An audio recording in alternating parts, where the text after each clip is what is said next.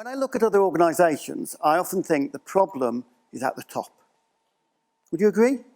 How many people think the problem in your... It's difficult if some of you are CEOs, but how many of you think the problem is at the top in your organisation? Yeah?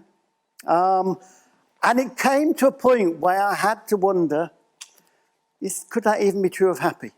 Yeah? And I did an exercise a couple of years ago where I asked people, what are all the things you don't do because you assume I wouldn't like you to?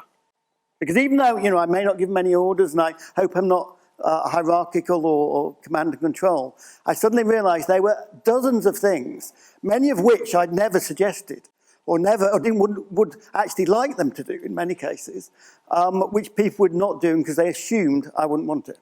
So you have to consciously step out in many ways, or it isn't enough just to not be the tyrant. You have to step out in many ways. So I decided to make no decisions, and it led to 6% increase in sales and a move from loss to profit. So my question to you is, could you aim, particularly if you're a manager, could you aim to make no decisions? And he did allow an exception. What was his exception?